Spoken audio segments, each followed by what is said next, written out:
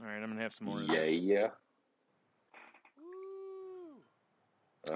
Man. So, All right, I'm Yes, killing sir. this little bottle off. you remember that liquor store that I told you from Florida that would deliver to you? That my buddy Yes. put me out to? Are we talking delivered to yeah. us like here? Like, it will deliver anywhere, Wow. apparently. Okay, because I thought there were laws and stuff with Michigan. Dude, it's Florida. There are no rules. Yeah. So they have a category called everything under 40. And I'm looking through their everything under 40. Sounds like my Tinder profile. No, I'm kidding. Sounds like a Pornhub category. Yeah. Like I said. Yeah. Definitely someone messed up over at Jensen's Liquors, because there is a bottle of Rabbit Hole on here that is $80. I take it Rabbit Hole should be much more than that? Because I'm not familiar. Well, it's stuff. This is all supposed to be stuff that's under $40 in cost. Oh, okay, my fault. Yeah, I paid attention. I paid over 40 for my Rabbit Hole, but definitely under 80. I feel like this conversation's very lewd when Tony's talking about paying $40 for his Rabbit Hole. Also another Pornhub category. Right. Rabbit Hole. Yeah. The old Rabbit Hole, yeah. I mean, I wonder if it's $80 in Florida due to like distribution or something. I don't know. That's what I was going to ask. Maybe that's like a but it's markup. bourbon, so I would assume. Right. Yeah. I don't know. Yeah, I mean, I could see if they were like, oh, well, there's this Rabbit Hole that's under 40, and then we've just put everything else that's Rabbit Hole in this category because it just makes sense to just put them together. But no, both Rabbit Holes they sell are over $40. Really? There's not a difference between the holes, huh? Yeah. It's a two-holer, you're saying? Yeah, I guess. It's two-holer. Wow. That sounds like a bargain. Not quite airtight. Not yet.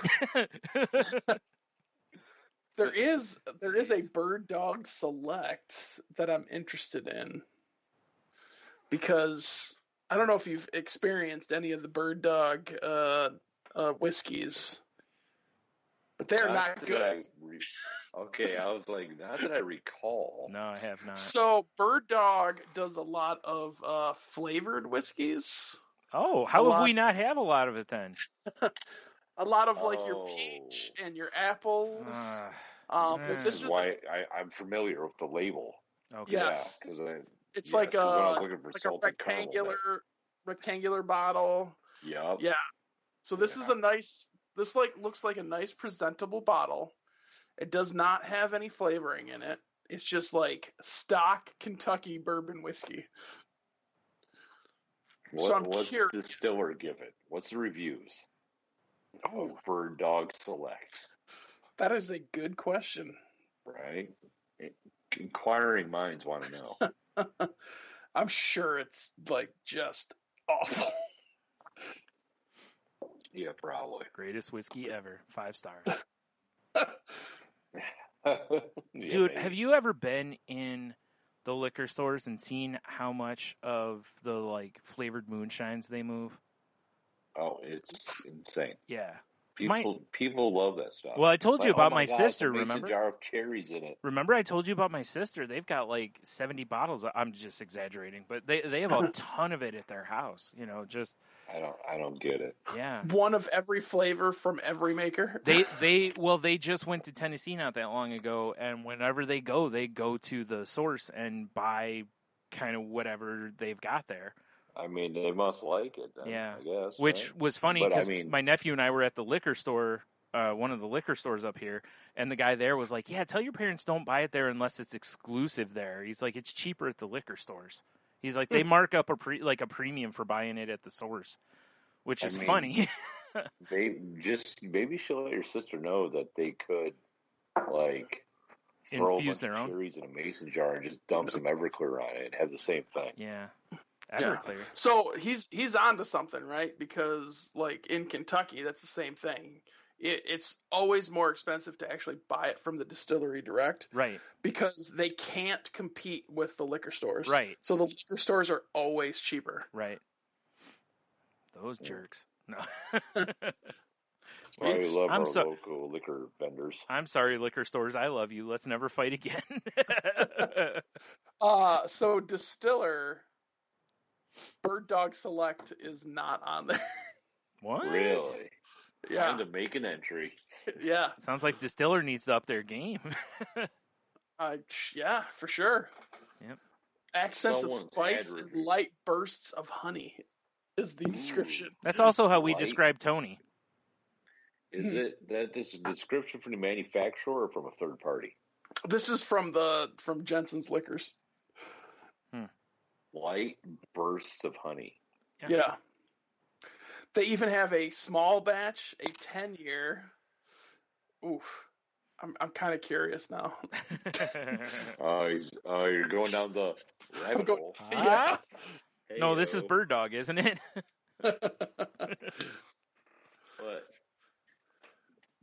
I gotta mix it up over here. Can't just have one whiskey. Somebody's being judged. The answer there is mind your business.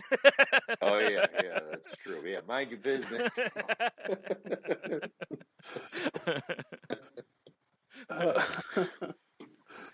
Enjoy the couch, Tony. No. That's full of whiskey now. Just let you know, it might be. Oh man. Yep. Yeah, don't die on us, man. You'll be all right. I'm just going full Tony. Oh no, that's even worse. Oh, what, you got a Baltica over there? Yeah. If I could find a Baltica and send it to everybody, I would. Bruh, just so you could experience the same pain I experienced. Dude, that night that we killed off those 2 giant bottles of Baltica was one of the worst. That was one of the worst nights of my life. I was traveling for work, and I went to a liquor store because it's like, oh, I'm going to treat myself. And I was looking through the beer section because it's like, oh, I'm in, where I'm at. There's probably some kind of beer here that I can't get in Michigan. Sure. So I'm going to look. And then I saw the bottle of Baltica, and I'm like, should I do it for the story? No, I didn't. I did not. You could have indulged in the czar of beers. Yep. The official Russian beer of the Salty Language podcast. Nope. I went for something more local from Delaware. Something that actually had taste. Yeah. Or you could have got a liter and a half of Russian beer in a plastic bottle. So it's good. So who lost out here? Baltica. Yeah, because Dev would have single-handedly doubled their profits for the year. Yeah, that Baltica is rough. Yeah, I feel like the Baltica, fiasco is something that should be like a yearly thing where if we can find it, we get a couple tall Balticas, we get some people together, and we just suffer. Tall Balticas. Oh, yeah. I've never Okay. short Come in Baltica. anything else. No, they shouldn't, especially since they're plastic bottles. Can you imagine they just have 20 ounces with twist offs? Like, sweet. Yeah. Oh, this one fits my cup holder. Yeah, Sick. delicious. Oh, man. Yeah, that was a rough night. That was tough to get through. That was one of those nights where, the next morning I stumbled downstairs. I was like, oh, yeah, I did podcast last night. Oh, God. That was so hard to get through. That was harder to get through than the episode that we did with the Bombers of Beers, where we were just we were full and we were done. But that Baltica, the worst part about the Baltica was it just doesn't taste very good. So the other beers at least still tasted good while it's like we don't really want these, but at least they taste good, Yeah. No. I wish I could drink more of this because it was delicious. Yeah, I wish I wasn't already all full from everything else tonight. Yeah. Instead of I'm full of commie beer. Yeah, Baltica was like, I just don't want to drink any more of this, but we still have more to go. And we have to kill it. Yeah. Do it for Putin, guys. We did. Yeah. Yeah, that was a rough one. Yeah, I agree. I'm sorry you haven't. Uh-oh. I heard you say I'm sorry, and then I heard Craig robot talk. Oh, I'm sorry you haven't experienced that yet, Dev. Yeah. All right. I'm not. We'll have to look for some, Tony, if we realize we're getting together with Dev at some point. We have to straighten this out. If there is some sort of event decides to come down to Toledo for some damn reason, yeah, I will do my best to Balticas. Yeah. To add to the fine collection of whiskeys and tequilas and rums and everything else. We need a palate cleanser that tastes like trash. Yeah. That'll do it. Yeah, exactly. Do you want to feel Chernobyl in your liver? Who doesn't? It's true. I have IBS, so that's like a daily thing.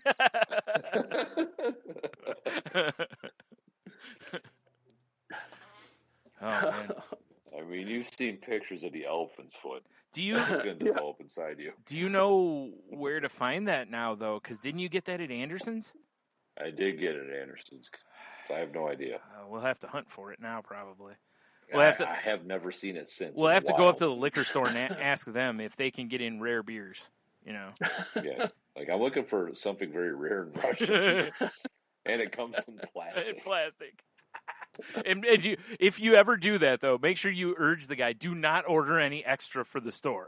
For the love of God. Because the only person who's going to buy it is me, and I won't buy any more. This is all I want. I'm really just buying it as a goof. Yeah. I'll pay up front. That way you know I'm not just fucking with you, but do not order any extra. I don't want any more of it. Oh. Yeah, Oof. Yep. Baltica. Oh shit! There's a bunch of different Balticas. Oh, there is. Yeah. Oh yeah. I wish we could find the different ones. I would love to try the variations, honestly, because I think we just had like Baltica Standard or whatever it is. I'd love to find a place that has a robust Baltica selection and grab like one bottle of a variety, and then that would be our tasting menu for the night. Like a make your own 6-pack. It's all Baltica. Oh. So it starts out at Baltica number 0, which is a wheat Baltica. Oh, that sounds terrible. And it's non-alcoholic. That makes it even worse. I was thinking, why is that even a thing? Because Baltica, baby. Good point. Yeah, that's right. They need a shirt that says that. Because Baltica, baby. That and the Tsar of beers, because. Yeah, exactly. They're totally missing out. So you had Baltica number 4, which is the original. Yeah, OG of Baltica. Okay. That's how we roll. All right. Well, was it the original or the classic? My friend, I do not remember. Was it dark? I just know it was terrible. I don't think it was dark. I think it was like lager kind of color. Yeah, so it was definitely more of a lager. Yeah. Yeah, that'd be. I think that's number 3 or number 9. Number 9 is the strong lager. I do remember looking at the Baltica website. Yeah, they're all numbered because that's a very Russian thing to do. Right. Like. Yeah. I like that. Instead of naming them differently, just put a different number on them. It's just easier, you know? It's like when you go into a brewery, you know, and you're ordering a beer, you just order by number, you know? Yeah. So like Baltica number 0 also comes in grapefruit flavored. Oh God! I didn't even know they could grow grapefruits in the tundra or whatever. In the gulags. Yeah. In the gulag. Welcome to the gulag. Gulag. Gulag grapefruit. You say delicious. That's in their seltzer line. Oh, they also make an apple. Oh, that's probably terrible. Yeah. And a ginger. Can I state for the record, I don't want to try any of the flavored Balticas. Yeah, I can't even imagine especially the number 0s because they're all non-alcoholic. Yeah, there's no point in that. What's the point? Right.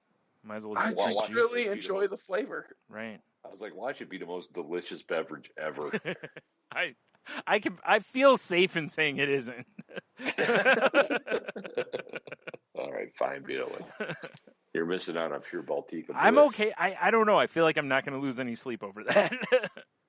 Hey, you trying to bust my Balticas or what? Oh, jeez. Hey. We need to quit making slogans and shirts for Baltica.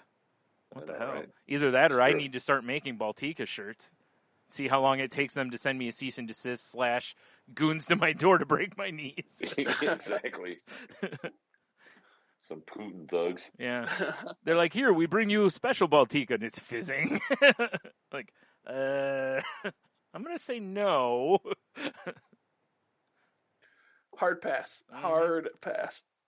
Is there a Baltica, do you think, that would actually be good, though?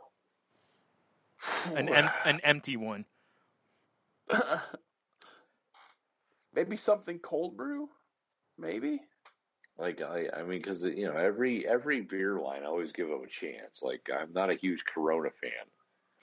Yeah. And I tried that Corona, Premier or whatever, and it was still trash. So I guess I don't even know what I'm talking about. Like, there's got to be a Baltica. Like, do they have a stout? I feel like a stout. I love a good dark beer. I feel like a stout or an imperial stout might be their move. Oh, you talk about a Russian? Yes. That's type situation going on here. I feel like that's their move if they really want to make a beer. But I'd love to know. I wish we knew somebody who was truly. Oh, actually, I do know somebody who's Russian. Russian to do what? Hey-o. Nice. No, I'm curious. Okay. Porter seems like a better move.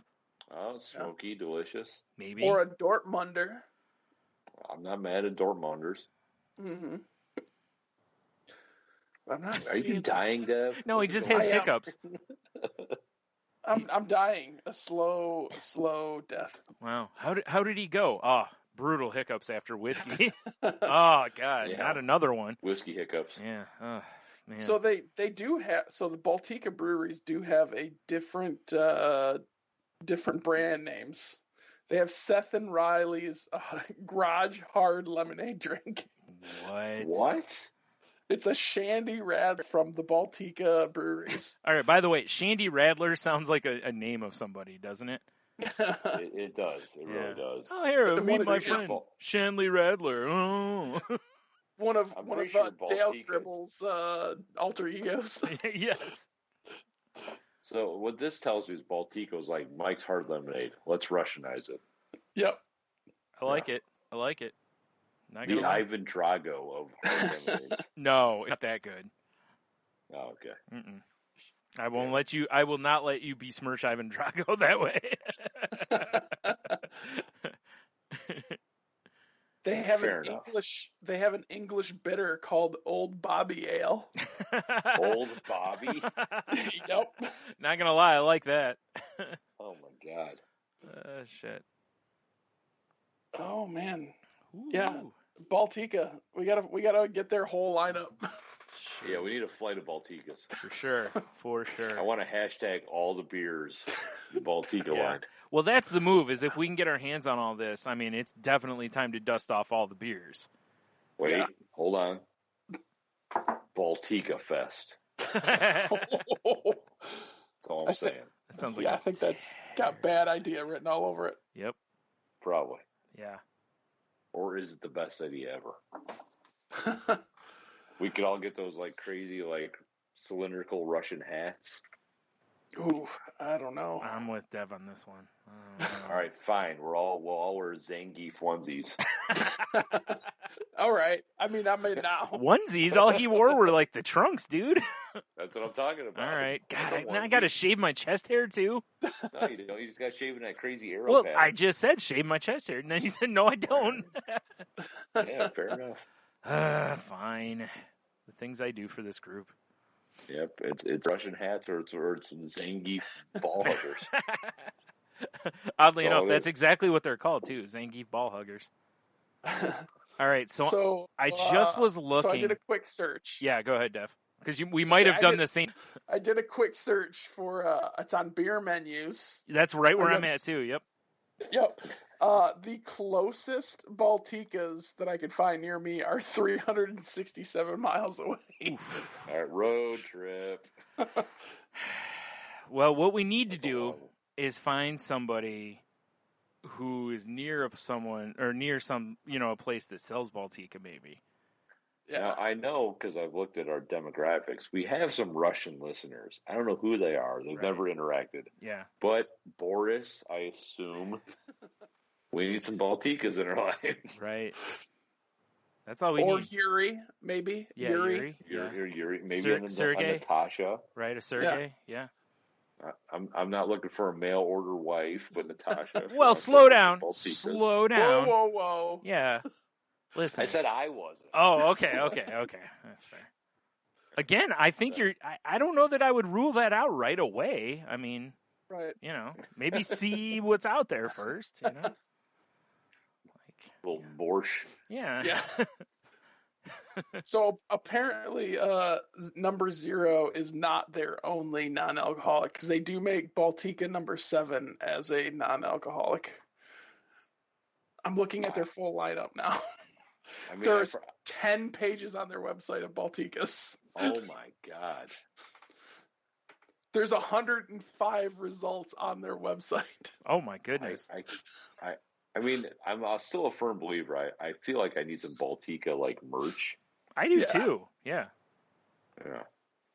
I mean, after Baltica night, we should just be gifted a shirt just for dealing with it. I said that before, that Baltica, the company, should, and I tried to find like social media handles for them, and at the time was unsuccessful-ish. So, if we do it again, I'll have to like tag them again and be like, hey, listen. There's probably no one in America that has promoted your beer more than us. Guys, you're not I think wrong. we're missing the most important thing about Baltica. They have an ambition to be have a 0 carbon footprint, 0 water waste, 0 irresponsible drinking, and 0 accidents culture. Oh, I don't agree with the last 2 points. Yeah. The only thing I could say is instead of saying guys, you should have said comrades. Comrades. Well, yeah. Oh boy. I feel like Tony's hurting us. I don't feel like he's with his Boris and comrades. I don't think he's helping our cause. Bro, I'm the only one here that has a Rasputin beer. That's true. Baltica makes Carlsberg beer. Okay. They make the Carlsberg line. Really? I've had Carlsberg before. Oh shit! They have one called Flash Up Max, and it looks like it comes in an energy drink can. It's Flash energy drink. Now Baltica knows what the kids like. Yeah, right. It's like the Russian version of a Four Loko, I assume. Right. That's exactly what it looks like. Yeah, probably. Yeah. And no wonder there's all kinds of crazy dash cam footage going over there. All speedballs. Yeah, that's just a normal drink over there. Yeah. Yeah, exactly. It's like a Dasani. Yeah. Yeah, I don't know that we. No, that might taste good. All the beers from the Baltica distillery. Well, no, I don't think we can actually do all the beers, but I do feel like it'd be nice if we could find like, a couple variations, 3 to 70 of them, and try those. Yeah. So everything from Baltica 0 up through Baltica 9. Right. And there is no Baltica 1. Interesting. Which is weird. That's very weird. In Putin's private collection. Yeah. That makes sense. All the Baltica 1 goes to him. Yeah. There's also no 5, which is weird. That's a weird number not to make. Yeah. Is there a 13? No, it just goes up to 9. Oh, okay. Baltica 9. I just wondered if it was similar to like hotels or something where there's no 13th floor, Like maybe it's It sounds like a Rammstein lyric. Baltica 9. Oh God. That'd be one of their worst lyrics. I mean, right? It's pretty bland. Yeah. They have Baltica number 7 soft. Ooh. Is that light? It's 4.7% ABV. Okay. They've only produced it since last year. Oh wow. That's the same ABV as a Bud Light, if memory serves me right. Something like that. Yeah. I just think it's 40 funny. Calories. Yeah, I just think it's funny that they call it soft because, I mean, if instead of Bud Light, it was called Bud Soft. I might give them more props if it was called Bud Soft. I would too, yeah. Like, you imagine how many guys out there, they'd be drinking, all the frat dudes, and they're like, yeah, I'm a Bud Soft, and all their friends just look at him like, the fuck? Like, what? What? Yeah, dude, I drink soft beer. I'm trying to watch my weight. Yeah. It has an it has an unforgettable aftertaste for consumers. Oh, really? I mean, I remember Baltica. That had an unforgettable aftertaste too. It was like a litter box soaked in water. Yeah, that is like on their brand selling page. Yeah. Which leaves an unforgettable soft aftertaste for consumers. That's like their selling point. I got to put that on my Tinder profile. Unforgettable soft aftertaste.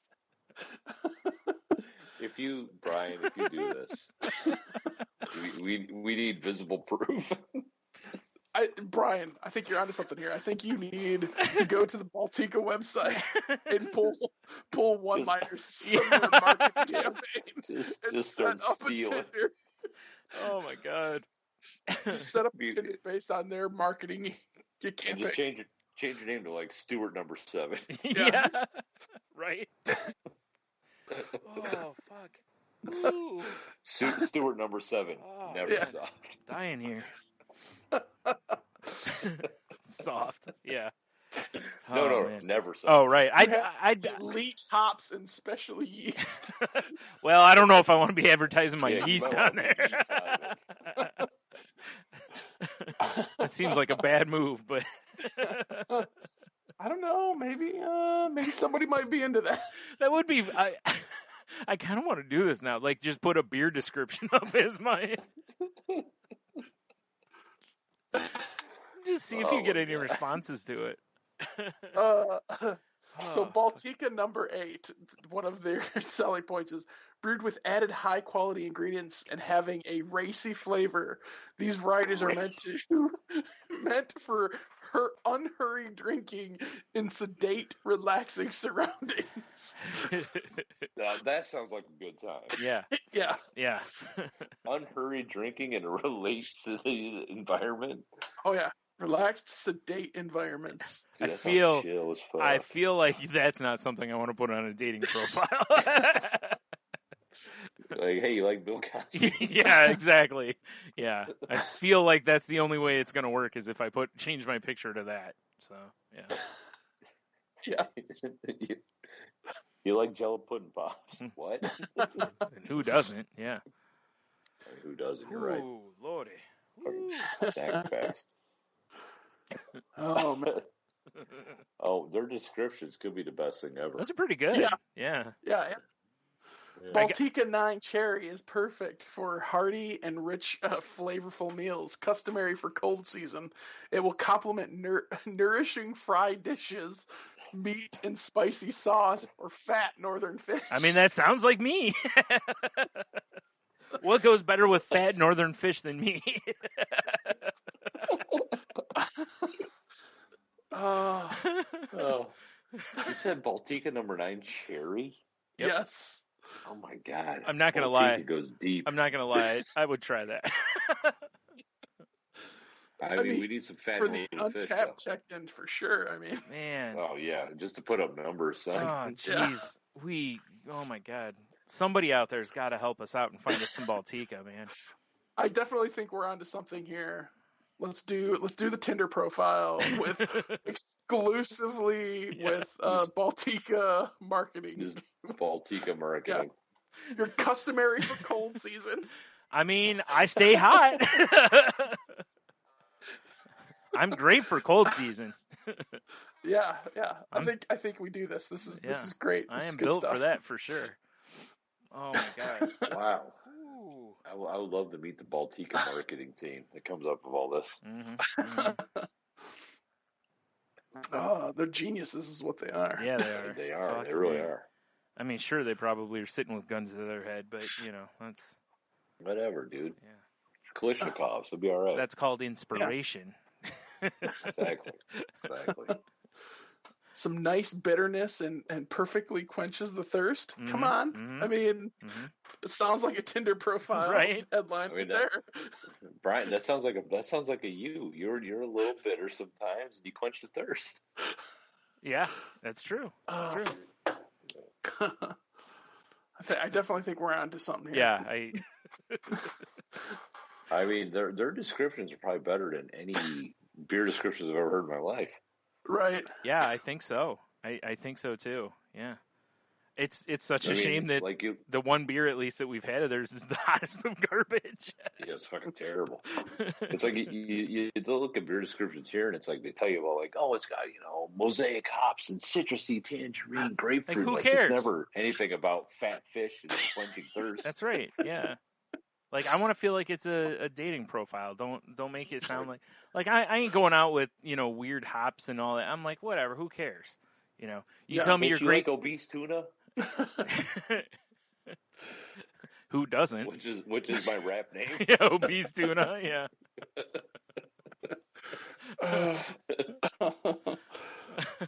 Oh man, that's too good. Oh shit. Ooh. Definitely got away from the whiskey on that one. A little bit. Yeah, it's all right. See, what happens when you have too much whiskeys is you get away from the whiskeys. Yeah. But we've come up with a great idea for future content. Right. Yes. Or for anyone out there. I mean, if you're struggling to write a dating profile, or maybe you're, haven't had any success, and you're like, you know what? Yeah. And just go hit up Baltica.com. Boom. Or whatever it is. Yeah. Salty language, cue the dub. If you had to be described as a Baltica beverage. Yeah, which one are you? Oh, shit. That's a great suggestion, actually. I believe you've just given us our next week's question. But 99% of people listening will be like, what's a Baltica? Well, that's fine. We'll have a link to the description so you can go and pick one. Yeah. You're like, well, first you got to listen to the Whiskey Richards #2. Boom. And then. Yep. And then you'll be all dialed in. Wait, how did you word that, Dev? Oh, sure. If you were a Baltica marketing campaign description, what would the description be? It's so wordy.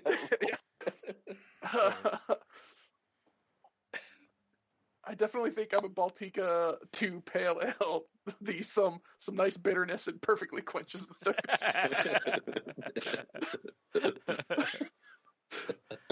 Yeah, I don't know how many times I've been like, I know a great guy. He'll perfectly quench your thirst. So, yes. People are like, what? Yeah. Well, he produces ropes. Like, do you like kimonos? Hot ropes of holistic health. Right. Yes. Is that on a spa menu somewhere? It is now. It is at the Kimono Spa and Massage Parlor. Oh, shit. Where Dev just gives everyone sensual massages wearing his short kimonos. Oh my. Well, hell yeah. That's the best way to do it. Yep. Oh, shit. They have a gin and tonic in a can. Of course they do. Oh, boy. It's the gin. They call it the gin long drink. I am fascinated. Oh, my gosh. You're going to be up all night looking at Baltica. What we need to do is find out, like, where this stuff is, like, at, and then go, do we know anyone in that area? That's the move. What? St. Petersburg? Probably not. I don't know. So this gin and tonic actually originated in Finland. Naturally. Yeah, it's been popular since 1996. Yeah. Oh, that makes sense. Year. Yeah. Yeah.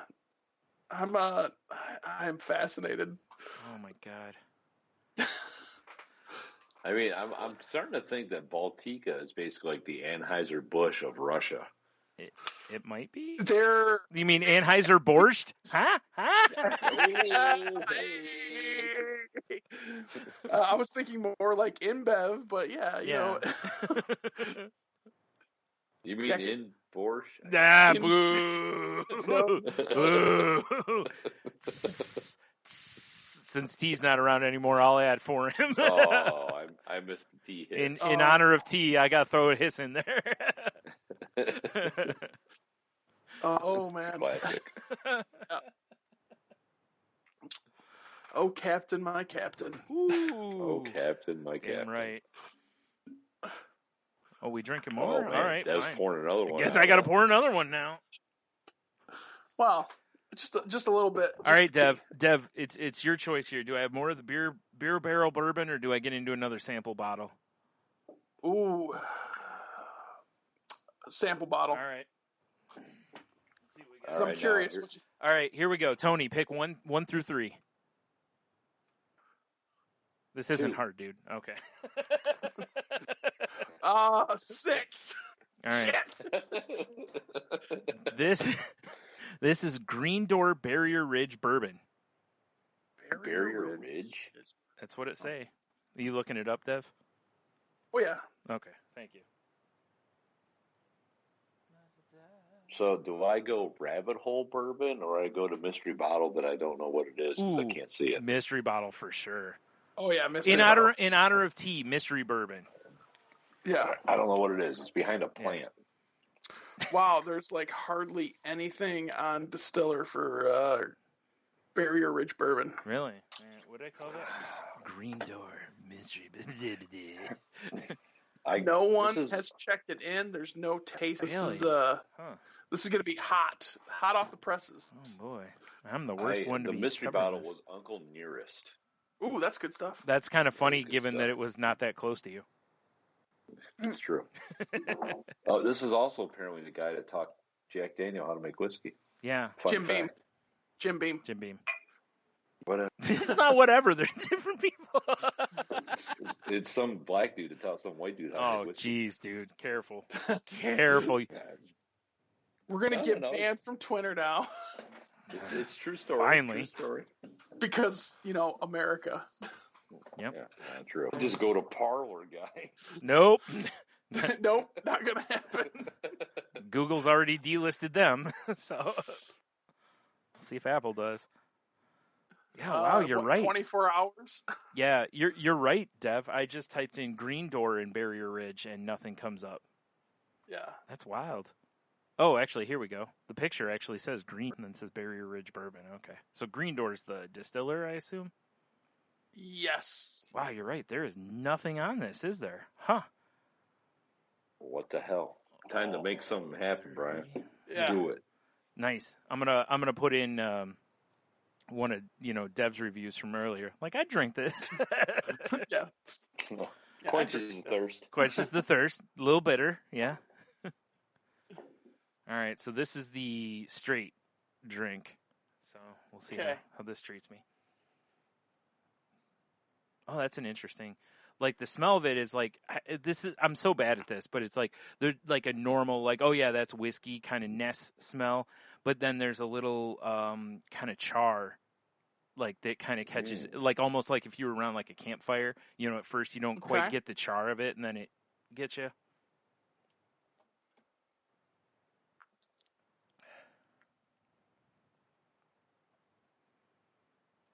There's that bitter beer face. I can't help it. I can't help it. I'm not kidding. It's so funny. Like I said, I've drank all sorts of whiskey, and every time I do, I make that damn face.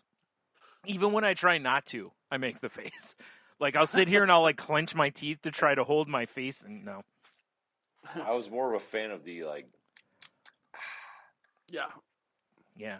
See, I don't do that because, I'm aware that some people like me have misophonia, and that makes us murder. But I liked it because you're taking in the flavor. Oh, I see what you're saying. Okay, yeah. You know what I'm saying? It's good. There's doing the Kentucky Chew. There's a little, like, again, burn to it, but it's, that's standard. But it wasn't like the other one. Like, I only felt it partway down this time. That's pretty good, though. I don't really know how to describe, like, the char that I smelled isn't necessarily in the flavor, but there is, like, decent smokiness to it. That's good. I like it. So from Green Door Distilling's website, their description is, No, every adventure. Hold on, barriers. their description is like, don't listen to Bryan.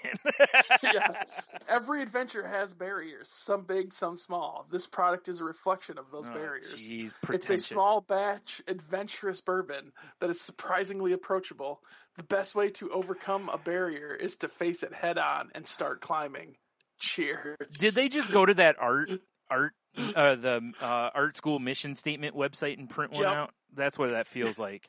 You know what I noticed is they didn't mention fatty fish at all. Not at all, no. Or whether or not it's a good cold weather companion. Yeah, like or me. If it quenches the thirst. Wait, you know what I didn't say? We were talking about these things. And you know what was never said during that time? Ladies. That's very true. That's very true. Disappointment. Me and Dev and our wrestling tag team hard pass. All right, so I put a couple of ice cubes in it to see if there's any difference after, swirling it around for a minute. Mm-hmm. It's interesting when you add like water like that, like the smokiness that was there at the end. I don't smell it as much now. Yeah. See, what I like about the way you have your background blurred is like, where mine, it just makes things disappear. Yeah. Yours looks like a Japanese porno. Yeah, that's what it is. It's like everything is blurred. That's what's going on. Yeah. Oh, there's just Yeah. genitalia everywhere behind me. It's disgusting. I did this for your all safety, Yeah. I gotta say, I actually think adding ice to that made it worse.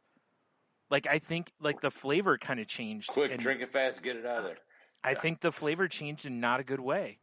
That's strange. Just completely muted it out? Yeah. Yeah, like, I think it kind of killed what was there, so I wouldn't recommend that. I'm a fan of not ice in my Well, drinks I just now. think it's kind of neat to do it this way to kind of get a little taste, Basically, every time I get a nice whiskey, I usually add a little water just to see if it changes it. Yeah. But I found myself, I prefer everything basically neat unless it's super high proof. Right, or your pubes. I guess. Sure, and it's a little gray and dusty. I I only know that because they grow like through his pants. It's disgusting. Yeah, it's aggressive, dude. They're very aggressive. Yeah, it's like barbed wire. Yeah. You mean the movie with Pam like, Anderson? It's like World War I trenches. Oh, I thought you meant the movie about with Pam Anderson. Yeah. Oh God, fuck that movie. There's only one movie of her involved that I want to watch. Barbed wire? Yep. Nailed it. That's it. Baywatch the movie? You got it. Yeah. Definitely Baywatch the movie.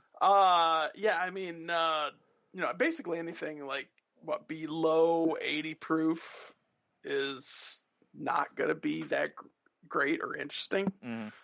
Yeah. So I mean, if you down proof stuff, it's going to be okay until you get about 80 proof. Right. Does the distiller's website have a proof level on this one? I don't think so. Because obviously, distiller definitely doesn't, which is interesting to me. Oh, God, I feel like I had a burp, and I'm really afraid because of all the whiskey. It's going to burn like fire. You'll be fine. Oh, yeah, you're right. Wait. Yeah. Wait. Hold on. I have a note that says, do not trust Tony. No proof. Trust me. All right. You'll be all right. That seems weird. There's no proofs on the stuff you're drinking. Doesn't distiller normally list proofs? Or am I just thinking wrong? I think it depends on how it was entered. So they're not Untapped has become basically a thing. Yeah. Yeah. Distiller. I'm assuming distiller must not be quite at that level yet.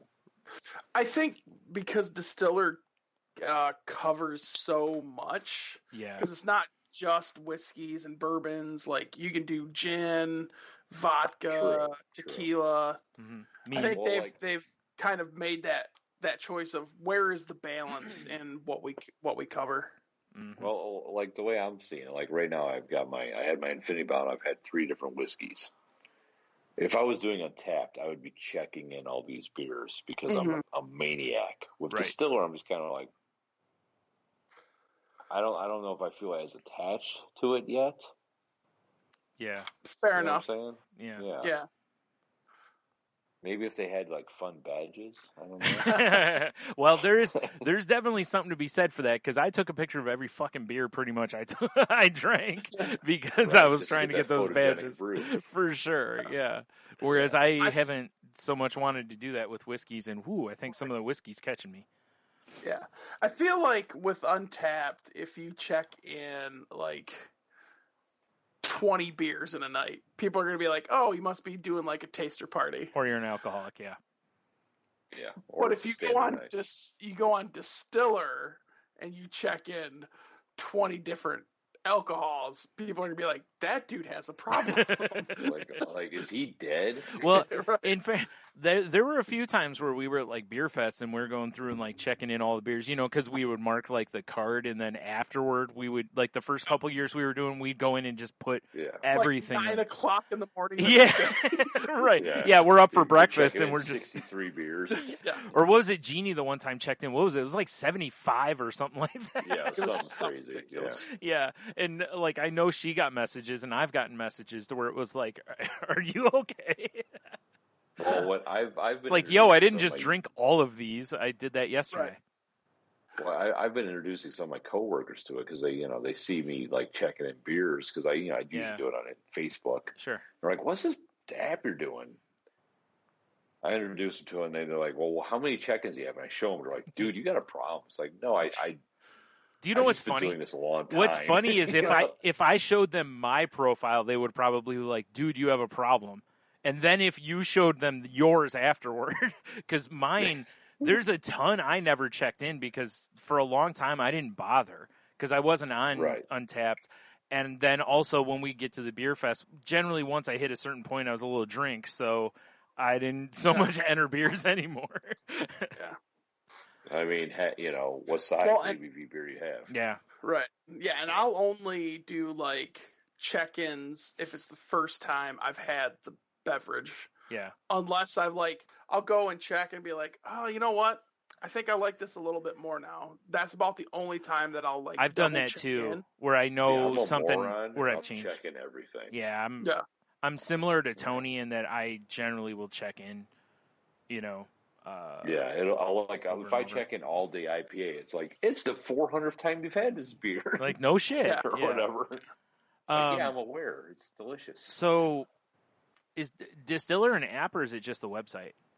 It's an app. It's an app. Okay. Well, I'm just wondering because if it's an app, I'm going to go ahead and throw it in there because there's been times you should check it out. Well, there's been times we've talked about whiskeys and I'm like, I don't know if I've had that before, and it's like now that was the whole point of Untapped, really. Right. For the most part, is I can go, oh yeah, I had that, and most of the time it'll be like whatever. There have been plenty of times where it's like, I checked that in. I don't remember that beer, but Right. So, like I explained last time, the beauty of Distiller.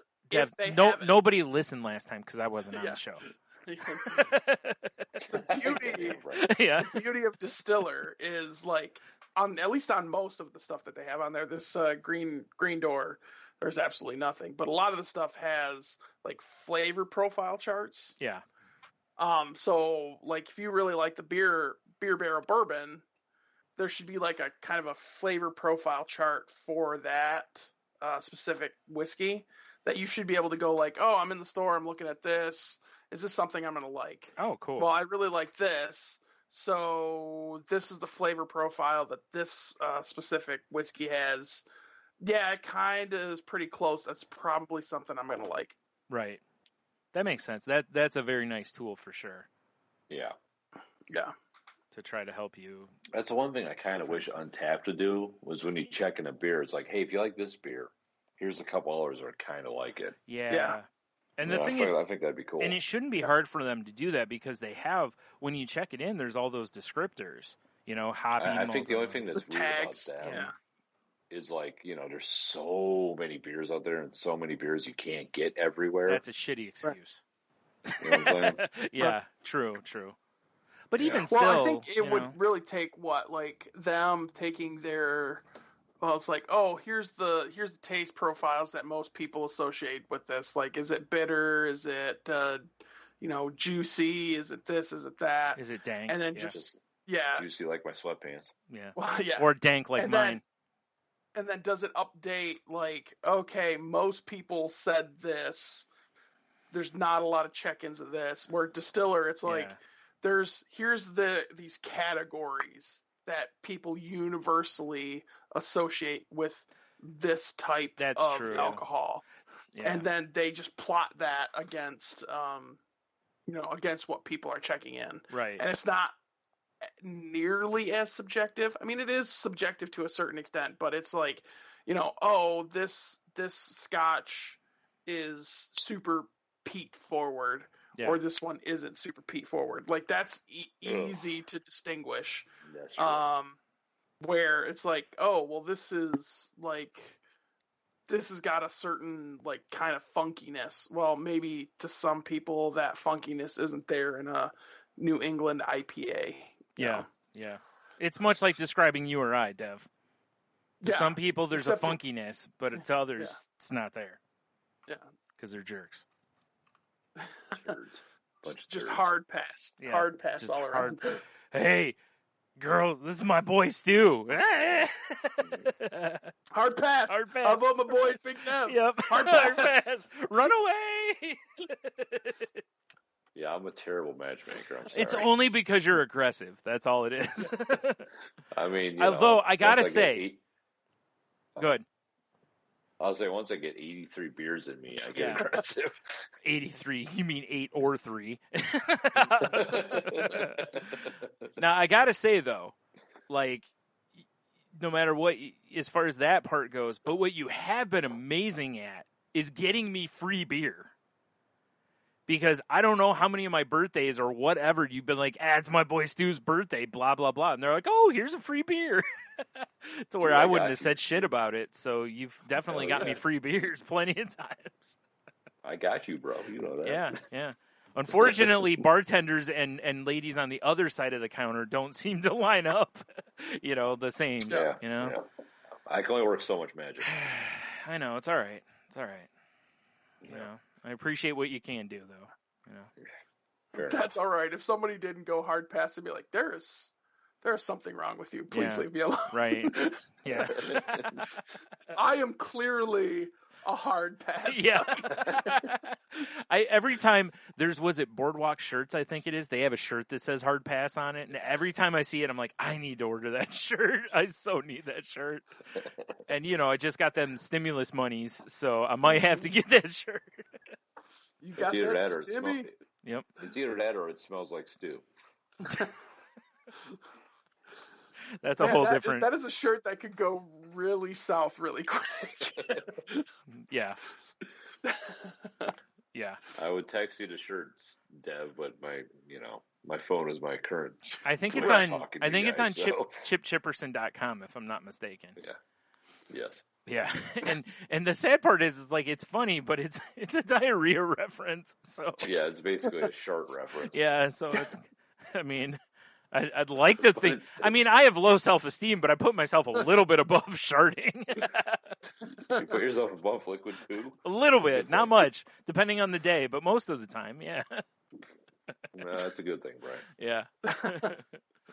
I think we should all get shirts that say crotch pot sous chefs. Crotch pot. That's a callback for you. Oh, man. Wow, fair enough. The old crotch pot. Oh, fuck. Sorry, I've given up on my crotch pot, and I'm all about the air fry now. Yeah. That's what Garrett's doing right now. He's just air frying things. That's probably, you're right. It's probably all he's doing is air frying everything in his kitchen right now. He's like, air fry Kool-Aid? Got it. I'll just send you guys a link to the comedian. It's like, use this air fryer once. And it's just like, oh, you haven't heard about the air fryer? Like, the dude just kind of goes super crazy about people who, if you use an air fryer once, it's like, oh, yeah, this is like the latest and greatest technology. Yeah. That's how I feel about it. I know. I'll be honest. I do too. I still use mine quite a bit, so I can't knock them too much. I enjoy the things. I made some good fried chicken a few times in mine, so yeah. I mean, I love your idea, Dev, of doing Will It Air Fry on TikTok. I'm telling you, I agree. I definitely think you should do it. I agree. Just saying. Oh God. Ooh, that was terrible. I was like, tomorrow, Lee and I are going to make chicken and dumplings.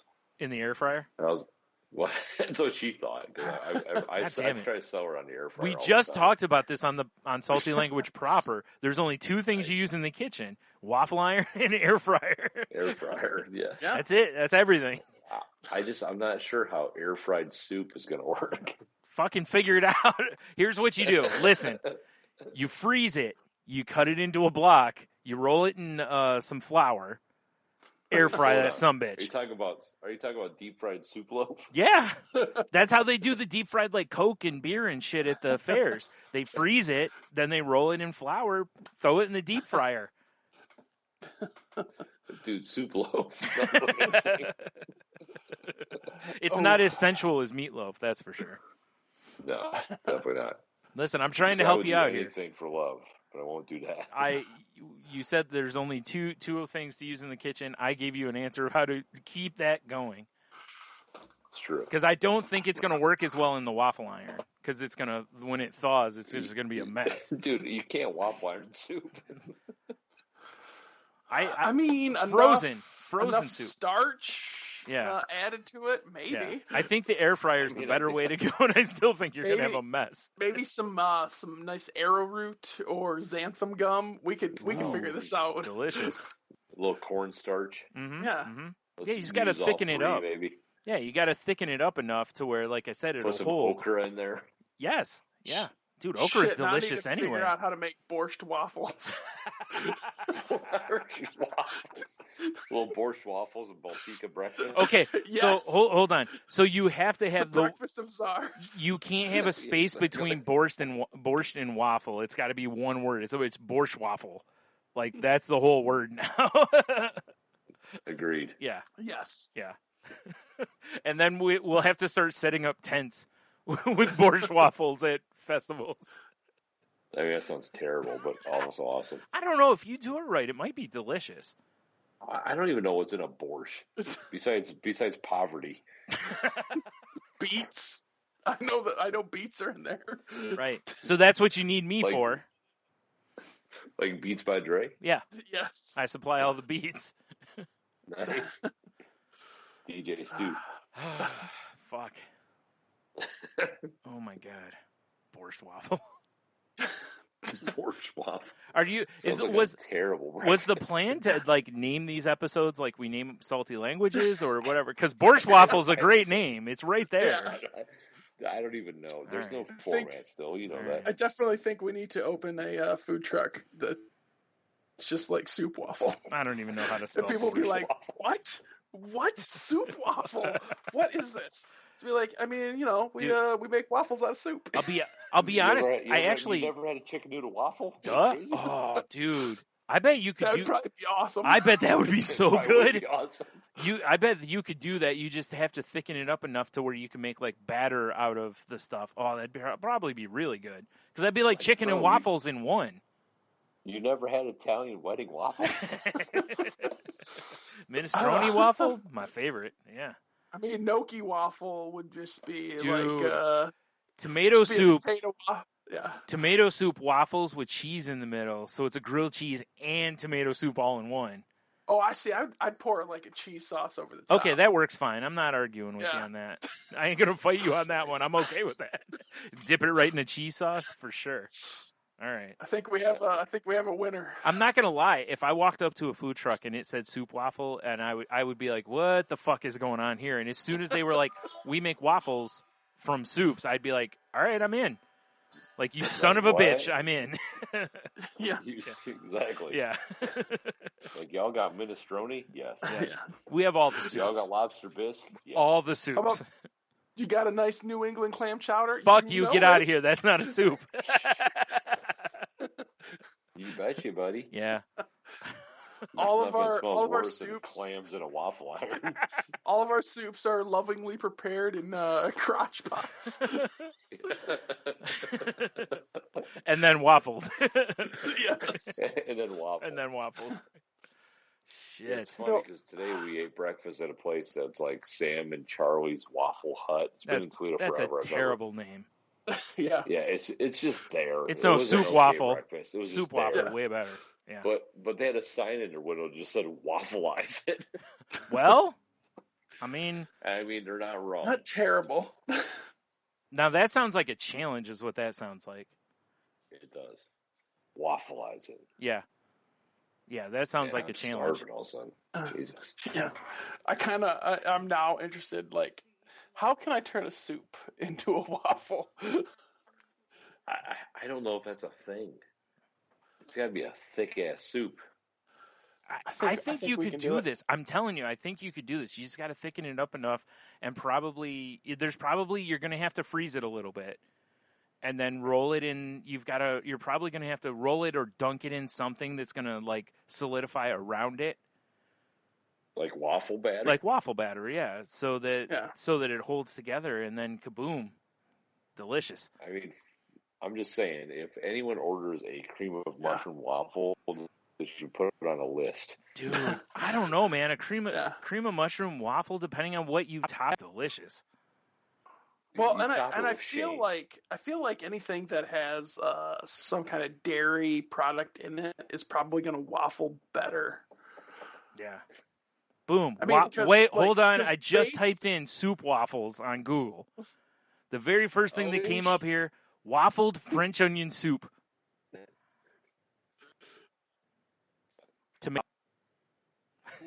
That's a different story. Anyway, I'm interested. Put the recipe up because I want to make sure it's all contained. When did this turn into soup dicks? Shh, hush your face. Hold on. So I just found the same recipe. It looks pretty fucking good. I'm not gonna lie. The picture looks amazing, but do you see it says underneath the picture? No. Wise men say only fools rush in, but I can't help falling in love with soup. I mean, soup's dope. Let's be honest. Yeah.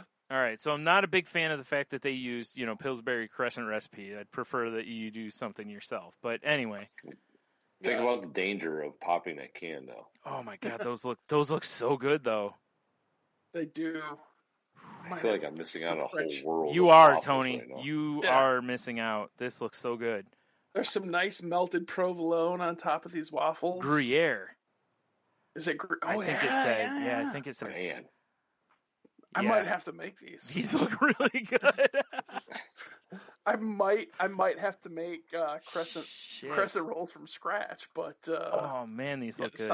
Why would you make them from scratch if you can get that dangerous bomb diffusing can of crescent rolls? Because I'm a man who likes to make things from scratch. Yeah. I mean, I get it. I totally get it. Dude, listen, Tony, here's all you need to know. Step 7 in the process is this. Drizzle with warm onion gravy and sprinkle with chopped chives. If that doesn't make your pants tight, I don't know what's going to. This actually sounds like something that we'd have at the dime store in Detroit. I'm definitely saving this recipe. I might try to make this. Dime store, not even right. But this definitely sounds like something that would be on the dime store's menu for like brunch on Sunday. Man, yeah. Oh, you guys have French onion waffles? Really? Dude, sign me up. If I went to any place and that was on the menu, I would be like, yes, that. Because how do you not try that? Yeah. The second entry on Google is the Urban Dictionary. Jesus Christ, all right. A person who gets soup ass from sitting on a lounge chair for too long.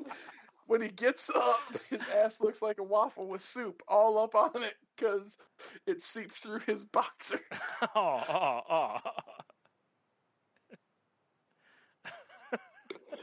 have never heard this before.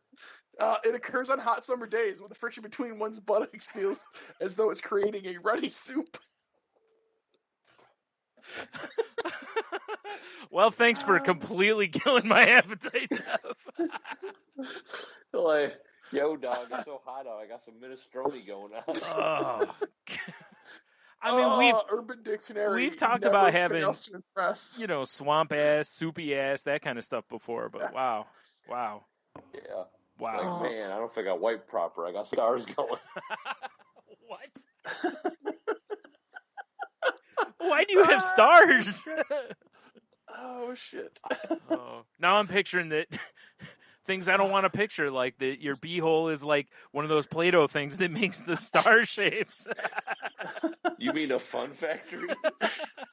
Listen, you can call your butthole whatever you want. But... Oh man. Oh shit. Oh shit. Ooh. This is what happened when you start drinking whiskey like 2 hours ago. Yeah. And you don't stop. You just keep drinking whiskey. Yeah. You drink and you don't stop. Ooh. Ooh. Oh my god. This sounds like a bad Dev. tuna and waffles. No. Tuna should not be hot. I can't do it anymore. That sounds like It's a trash banquet. Oh. It's a 1954 Campbell's soup ad. Of course recipe. it is. Of course it is. Dude. Campbell's is the devil. I remember when we like, hey, do you like salmon in your Jell-O? Who doesn't? Yeah. I remember when we were little children, Tony, and your mom made tuna melts for us. And I got so sick off of that. Not that your mom did anything wrong, but it just, my body was like, warm tuna? Nope. And I cannot get around warm. You son of a bitch. What? That's a high household delicacy. I can't do, I'm very fickle about even regular tuna fish now because of it. Like, I can't even have a tuna sandwich anymore. You let that shit get room temperature and you enjoy yourself. Here's a good soundbite. Tony's mom's tuna ruined it for me. Fuck. I'm not even joking. Like, my mom will make tuna fish, and there's times I can't even be in the room because just the smell of it, I'm like, it's so. We were talking about weird white trash food the other day. Yeah. And that came up. I was like, oh yeah, tuna fish on English muffin. Yeah. Slice of American cheese. Yeah, the old tuna melt. Yeah. That's a fucking delicacy right there. The sad part is I liked it. And like, I grew up with like tuna casserole to where it was basically, tuna fish, cream of mushroom soup, and, noodles. And I have a hard time even eating that now because I just. How about we waffle that shit? If you want to see me throw up, it's a 50-50 thing. Like, some days that'll get made and I'll be like, oh, that smells good and tastes good. Other days I'll be like, if I get even near that, I'm gonna just vomit everywhere. All right, hold on. I'm not sure, Dev, how you came up exactly, but like Bryan and I were like low middle class to poor, right? White bread, margarine, sugar. Was that a real ass dessert in your household? Oh shit! Yeah, that's like a high delicacy. Yeah, sugar bread for the win. Usually I would go ahead and throw the cinnamon on there too, because fancy bitch. But yeah. Well, fancy was with the parquet spread. Oh yeah, we couldn't afford parquet. Come on now. Yeah. It was like store brand Country Crock for most of the time. Yeah. Hillbilly bread, parquet, and Big Chief sugar, because keeping it local. Right. Nice. Keep it local. I appreciate that. We just whatever was cheap. The old sprinkling of granulated sugar after a nice tuna melt, like you feel like a king. Oh god. A bologna and cheese sandwich and white bread with a little bit of margarine and sugar. Oh yeah. Oh man. Oh yeah. Oh, it's making my stomach hurt even thinking about it. Or Bryan, is that regret of not having it right now? Dude, I don't eat bologna anymore. I just don't. I don't like bologna. Like raw ass bologna, I'm not a fan of, but fried bologna, man, I fucks with that. Even then, I'm still I ate a lot of bologna growing up, and I didn't like it then, and I like it even less now because I can make other options now. I know how to cook now. I can get around it, Fair enough. Fair enough. Oh man, I love me some bologna. Crazy. Some pants bologna. No. In the old crotch pot. Some German bologna is where it's at. I didn't know you had a thing for accents, Dev. Oh my. Oh my. Oh my, indeed. Oh my, yeah. That's why I always thought it was funny, like, me and Tev used to talk, me and T used to talk about, me and Tev all the time. Me and T used to talk about the whole, white bread sandwiches and all that kind of stuff, growing up and using white bread for hot dog buns, folding that shit down the diagonal, and it's the move right there. Yeah, it's so funny how many people though I've told that to, over the years, and they're like, "You use white bread?" And I'm like, "Yeah, my family, like, we had white bread. We didn't always have hot dog buns, you use what you got when you're, not rich." Like, bro, you buy hot dog buns, and then that's a specific, that's a specialized bread. It is. That's all you're using it for. You buy a loaf of white bread, that shit's universal. It's like a Swiss Army knife. Just save all the butts from your bread for hot dog buns. I mean, that's the exact same thing you're talking about, right? Totally. Yeah. Exactly. Yep. Yeah. That's in college. I had a buddy come over for like a Sunday dinner, and my parents apologized for not having like actual mashed potatoes. We only had the stuff out of the box, and he's like, wow. "Is there any other kind?" That's funny because that's what I grew up on. To where now I'm all like, if my mom makes instant potatoes, I'm usually like, "What the fuck are these?" Yeah, what is this bullshit? Yeah. And I mean, I'll still eat them because they're just dehydrated potatoes. I mean, they're still potatoes, but it's it's not the same. The fresh made always tastes better, but you gotta have those lumps of for sure mashed potatoes. Oh, for sure. There's lumps in mine, and I don't peel them, so there's always skins in mine too. So because I'm down with that. But yeah, it is funny how like growing up though, and even now I'm not above eating them. Instant ones.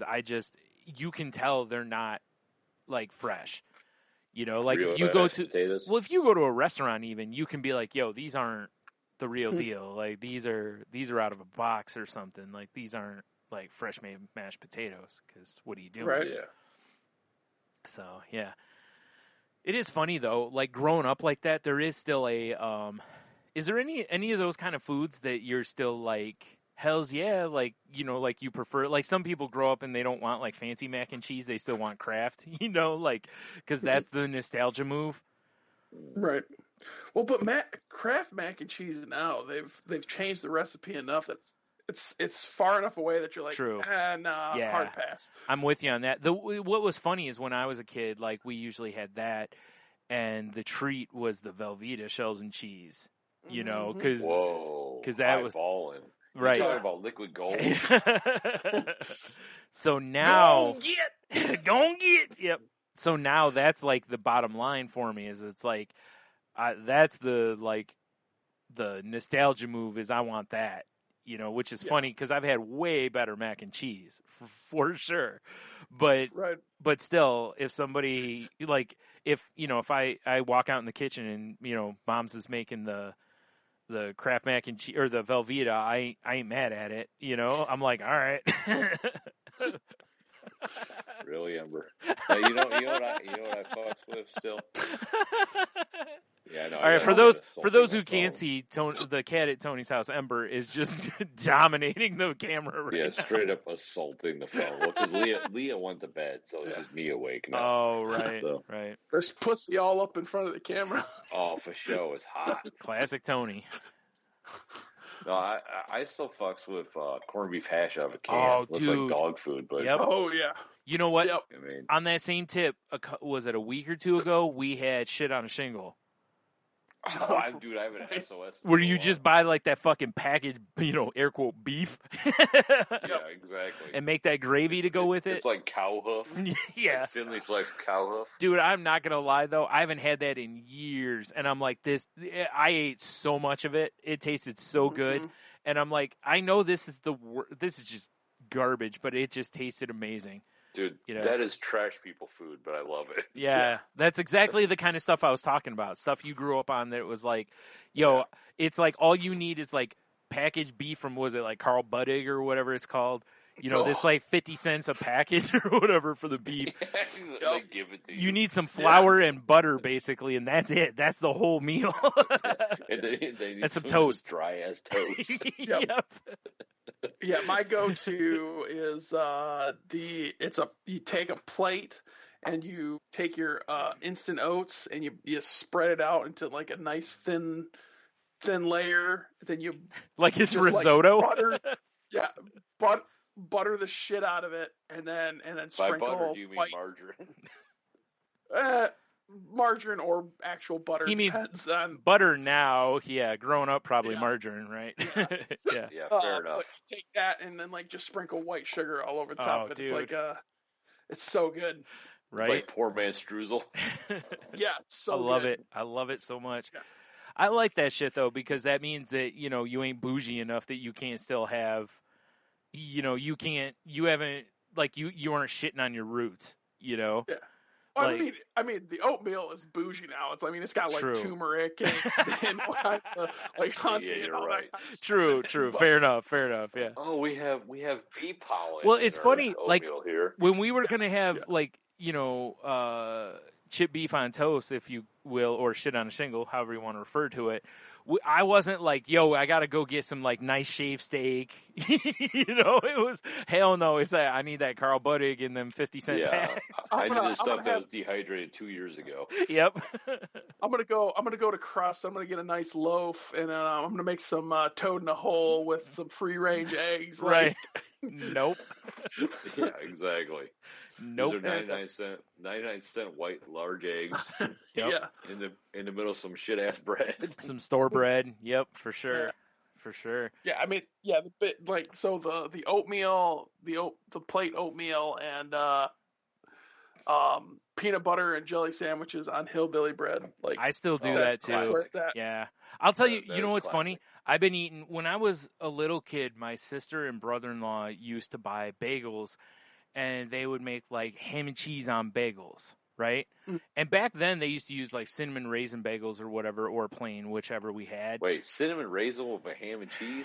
Dude, cinnamon raisin, like poor man's delicious. Dude, cinnamon raisin and ham, dude, is really good together. The cheese is a little funk, but it's savory and sweet. Come on. And I'm not gonna lie, it ain't no fancy cheese. It's like American. It's straight up like shit cheese, but good old shit cheese, dude.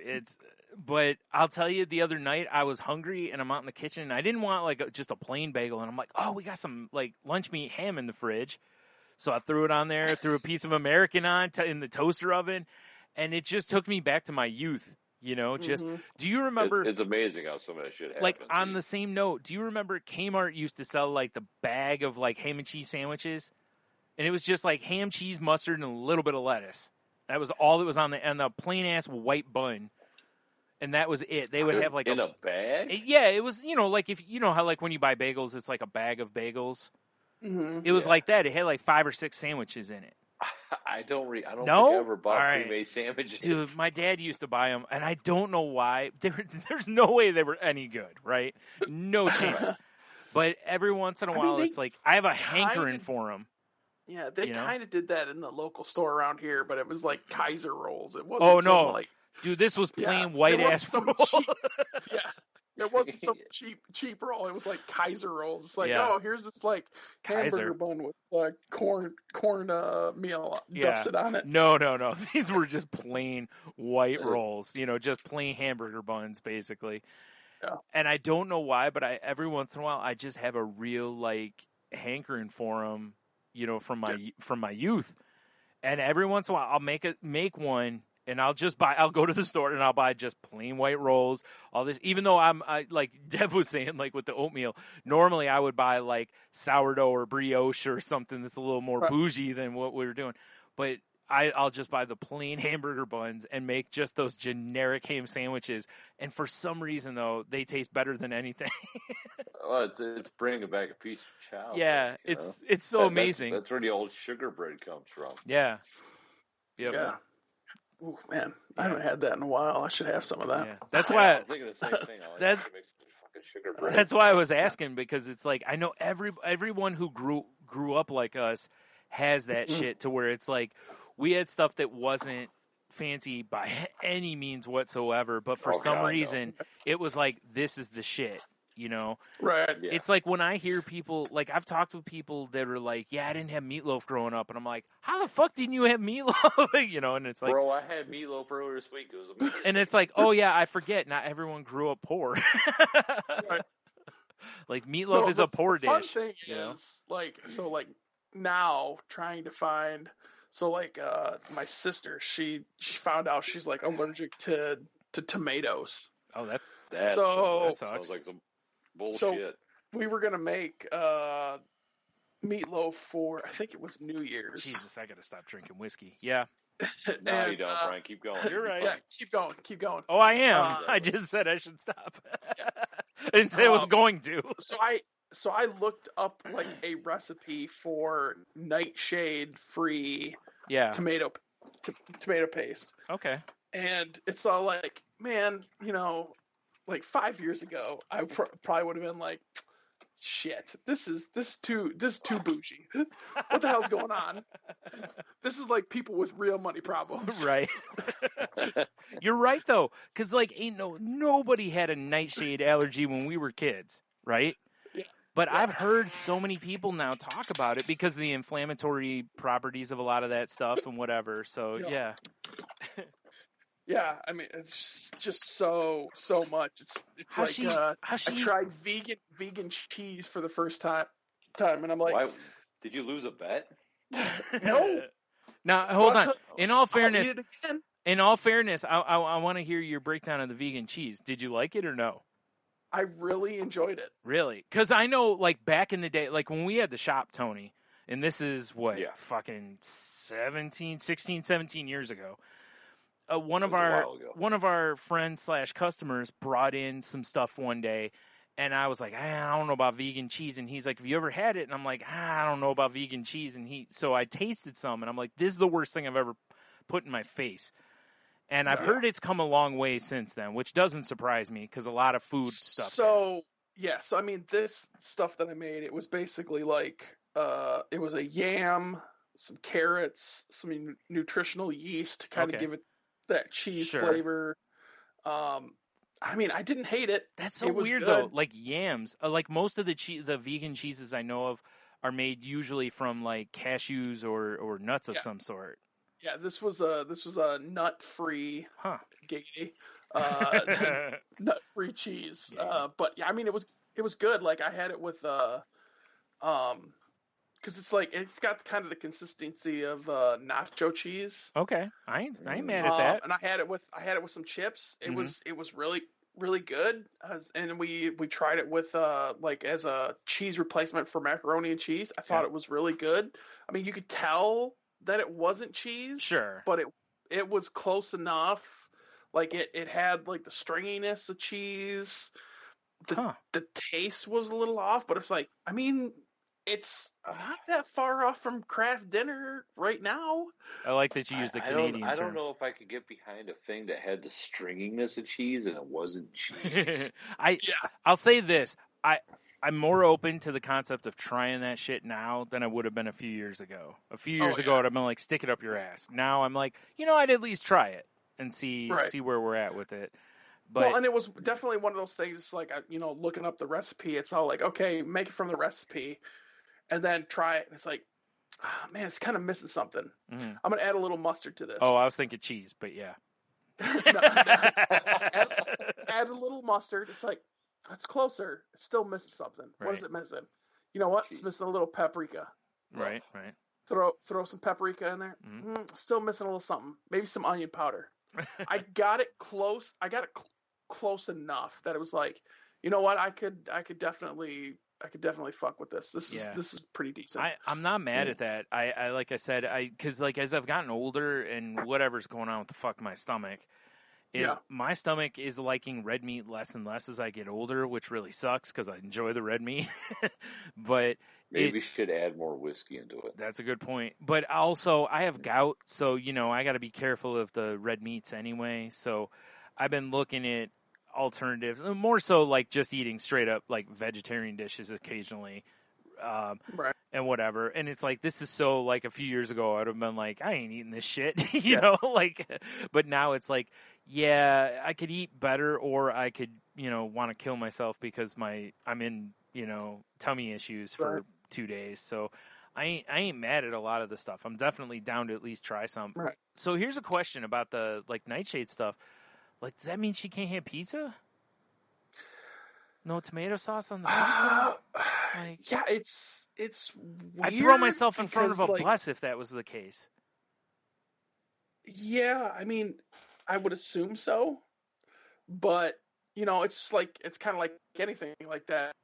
It's like depending on how it's prepared, it may not necessarily have the same effect. Oh, okay, I get you. Because there's like I mean, if you've got a wheat allergy, you can drink wheated bourbon because it's been prepared in such a way that you're not getting the same like I took her outside. Same issues. Okay. But I mean, she doesn't seem to have as much of a reaction with pizza, but I mean, there's still all the wheat too, which she can't have. Right. Let's be honest. I'd be like, fuck it, I'm having it anyway. Like, I'll be sick for a month. I don't care. I mean, I do love a nice white sauce pizza, but I'm not mad at other types of pizza either, although in fairness, like my second favorite, like if it wasn't like a normal, air quote, normal pizza, my second favorite is like barbecue chicken, but that's still barbecue sauce. That's still from ketchup. Right. That's, I had a chicken cordon bleu pizza not too long ago, which was dude, that sounds dynamite. That sounds pretty awesome. Yeah. So that crab rangoon pizza that we had at Roke, Tony, that was pretty baller. Yeah. That was very. Oh shit! I think my headphones are dying. Uh-oh. That sounds. One of them just died. That sounded pretty amazing though when I was told about crab rangoon pizza. It sounds insane but it was delicious. Listen, after we were at the Mitten and had like hot dog pizza and whatever, and that Thai pizza that was up there. Thai cob pizza, dude. I am not. When you guys were talking about that pot roast pizza that you had from Pizza Cat, that was the shit. Oh, them giant chunks of garlic in there. Oh man, pot roast pizza. One, if you have any fear of vampires, you're good. Yeah, for sure. It was probably one of the more amazing things that was so good. Yeah. So like after having pizzas like that, now I'm like, unless it's got something like I don't like ranch. So if it has like ranch on it or something, I'm like, But otherwise, Bryan, you have never had my Hidden Valley pizza. That's just where you dunk pizza crust in ranch. I told you no. But I very much am willing to try a lot of weird sounding pizzas because we've tried some that on the menu you're like, but then when you have them, you're like, holy shit, this is so good. Like that house mustard at the Mitten made that hot dog pizza so damn good. I mean, the best thing ever. And that Thai pizza was so good. Oh yeah. Well, the best thing ever about the Mitten is the goddamn pizza flight. Yeah. You're like, I don't know about that pizza. Oh, you want a small version of it? Yes, please. Yeah. Yeah. Well, the best part is like we offer all these different weird pizzas, and it's like, oh, you can get a taste of each one. Okay. Yeah. That's so awesome. Like, why wouldn't I? Yeah. I don't know what they have now because I'm sure it's pizza sounds goddamn amazing. I'm probably going to go make a pizza after we're done with this because I've got a couple frozen ones. I don't even know what the fuck is on them, but I'm probably going to have some. If it wasn't for quarantine, I would totally be ordering a pizza, but they're all closed now. I mean, I'll be honest, boys. I think we're going to have to tap out soon because I put one headphone in my charger, but this one's going to die any second. Oh, jeez. Well, you don't have any other headphones? Yeah. What happened to your cans? They're upstairs in my podcast. Dude, I'm on my phone, bro. You could have had them by now. That's all the way up there. I'm not going to try to navigate these stairs after. Dude, I've seen you navigate worse. You're not wrong. I didn't say it was a good idea, by the way. I've certainly seen you navigate worse, like a tree. Yeah. Yeah, I haven't. So the Mitten has a chicken and waffle pizza. Dude. That sounds right there. Man. We'll back to the waffle. Hold up. Dude. A whole pizza on waffle crust, though? Oh, man. That chewiness of that waffle. Or is it a pizza with tiny mini waffles on it? Yes. Let's see. I can't pull it up. It does say chicken, waffles, and mozzarella cheese on a buttered base and drizzled with maple syrup. Oh. See, I bet you that's amazing. Yeah, that's pretty good. All right. Yeah. Tony, if you go to Grand Rapids, Michigan, the Mitten is the place to go. Tony, I'm pretty sure that after all this bullshit, we need to go to Grand Rapids. I'm fine with it. Dev, I love that idea. Dev, we have to go to Grand Rapids. All right. Yeah. Good. I'm down to go to Beer City. It's planned. We're in. Oh, yeah. Now we need all this other shit to fuck off. Yeah, no, but I'm 100% serious. I'm down for some Grand Rapids. Yeah, me too. Yeah. I might be getting the vaccine here in the next couple of weeks, so nice. Oh, yeah? I'll be safe. Yeah, I can't get the vaccine yet. Yeah. Because if I get sick, my work will give me 2 weeks of pay. So that's not a good reason to not get vaccinated, Tony. Well, no, I'd rather get vaccinated after to get 2 weeks off. I see what you're saying. Get paid. That's still a terrible idea. All I'm saying is I need people coughing in my mouth. Yeah. And that's just for your fetish. That has nothing to do with the vaccine. Yeah, exactly. Virus. Yeah. Exactly. Don't look at what I'm doing to myself. Right. The second my doctor's office is basically like, hey, it's available, I'll be up there. So yeah, no, seriously. If I could get it, I would. I don't even care if it mutates me in some weird way. I don't give a shit. Exactly. I've been suicidal since I was like 12. So what the fuck do I care? You know? Yeah, right. It can't do much worse than what I've already had, and it's still going to be better than COVID. So I'll take it. In all honesty, though, like this has been a blast, and I miss this. Like I miss man, this. I don't even know the last time we hung out, Dev. It's been like what 70, 80 years, something like that. I think it's been the last time since you almost died. Yeah, that's quite a while ago. So So this is something we should do more often. Yeah. Yeah. Yeah, I definitely think so. Like at least once a month for sure. Yeah. So, yeah, I'm down. Yeah. Yeah, I'm sad that our friend Garrett couldn't join us, but it should happen. Or that Cheeto couldn't jump in. Either way. Or couldn't you? Well, you know, he's got to take care of his lady, if you know what I'm saying. Listen, I understand. When you got to dick down someone on their birthday, it's what has to happen. Exactly. I understand. He's got to pop out of a cake and deliver some meat. You know. Oh my God! I hope he did jump out of a cake. I got to tell you though, we've talked a lot about food on here, and that kid's killing us in our texts with him. He routinely texts us some delicious looking food. Yeah, I feel like if we go visit him in where he lives, I'm not going to say where because there's no if privacy. Right when we go see him. I feel like maybe we should get Dev. We may have to kidnap you, and you may have to go with us. Yeah, I've had the privilege of sitting down to have a meal with this man. He's a great guy. Right. I mean, if we plan it around a major con that's in the area, I'm sure I could make things happen. That shouldn't be too hard. Again, not giving his location away, but that shouldn't be that difficult. Once we're back to all that shit, Right. Yeah. Once things are more normal.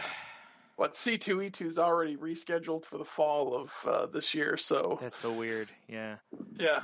How is that? Yeah. Like, how is that? How's that working out with? God,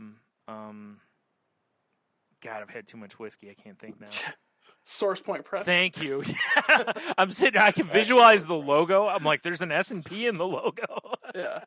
I mean, we're still making racks on racks on racks. Okay. Good enough. For you guys. Yeah. Yeah. I mean, we weathered all the shutdowns.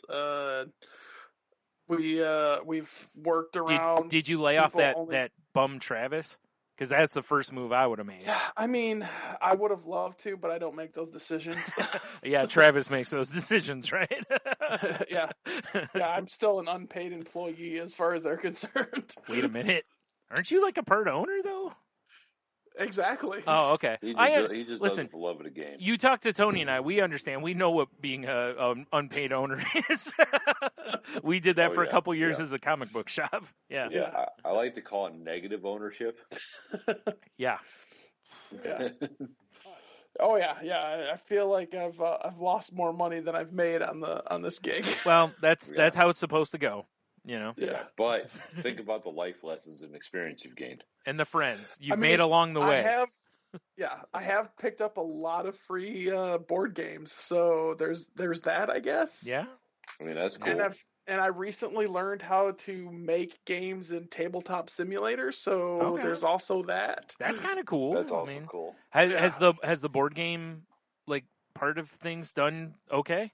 Because I know a lot of board games across the board have really been selling a lot. So So we had we've had the fortunate position to be able to like deeply discount a lot of stuff that's just been kind of sitting around. Okay. So we've moved a lot of product, but we've also managed to partner up with some really awesome games.